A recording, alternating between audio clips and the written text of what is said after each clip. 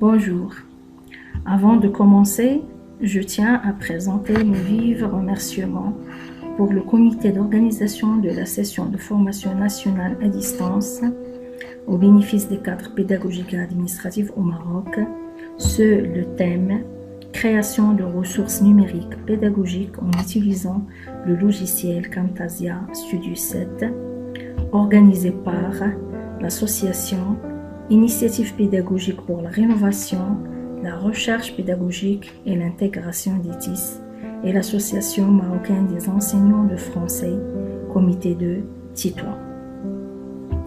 Alors, dans ce cadre, mon projet final portera sur la prévention contre le coronavirus, comme il a été préconisé par l'Organisation mondiale de la santé pour combattre le coronavirus.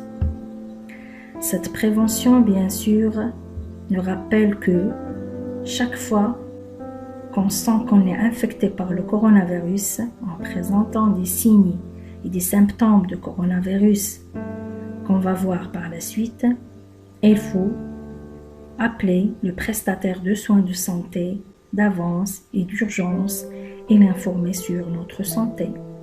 Cela, bien sûr, l'aidera à se préparer pour faire face au coronavirus. Cette prévention portera sur 7 étapes pour réduire le risque d'infection au coronavirus. En effet, l'OMS recommande des mesures préventives pour réduire le risque de contamination par le Covid-19 pour détruire ce coronavirus. Première étape, il s'agit d'un lavage régulier des mains. Et donc, lavez-vous régulièrement les mains à l'eau et au savon ou avec une solution hydroalcoolique. Comme ça, vous allez détruire le coronavirus. Deuxième étape, il faut éviter de vous toucher les yeux, le nez ou la bouche. Donc, tout contact avec ces orifices et avec les yeux peut augmenter le risque d'infection par le coronavirus.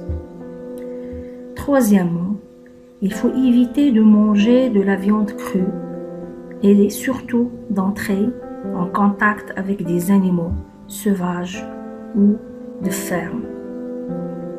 Quatrième étape, il faut éviter tout contact étroit avec une personne présentant des symptômes semblables à ceux de la grippe et qui sont la fièvre, les maux de tête, une fatigue, les frissons, les sueurs, les courbatures ou le fait de sentir une gêne respiratoire.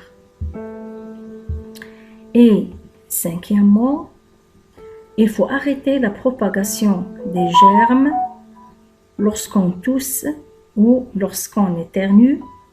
Et surtout, il faut couvrir notre bouche et notre nez avec le coude fléchi ou utiliser un mouchoir pour minimiser au maximum le risque de transmission de virus. Sixièmement, il faut prendre des précautions lors des voyages. Comment?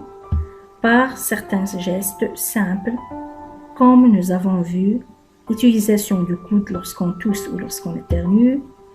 Il faut utiliser des masques de protection. Il faut bien sûr chaque fois utiliser un mouchoir, il faut le jeter bien sûr dans de la poubelle. Et il faut se tenir à distance le maximum possible pour éviter le contact direct entre les personnes. Il faut utiliser de l'eau avec du savon ou une solution hydroalcoolique. Surtout éviter le contact direct entre les personnes, par exemple le fait de se saluer. Et, très important, il faut respecter les règles de confinement et de rester à domicile. Comme ça, le risque de contracter le virus se diminue et on peut sentir un peu en sécurité.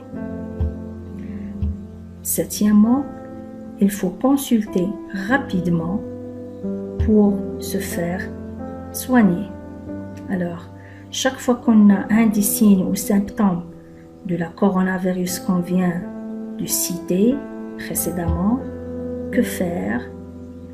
Bien sûr, il faut s'adresser au personnel de santé qui vont vous prendre en charge d'une manière urgente, d'une manière efficace et adéquate.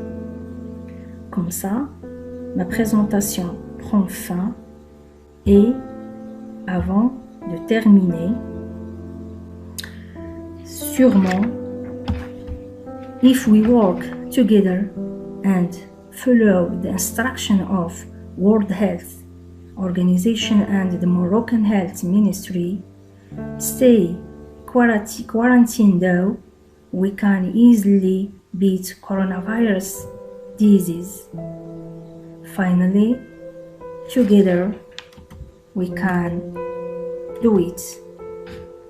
Et je vous remercie et à la prochaine séance ou bien la prochaine session de formation, Inch'Allah, avec une collègue de l'association des enseignants de français Comité du Tétouan et l'association Mubadarat Tarbawiya. Merci infiniment. Au revoir.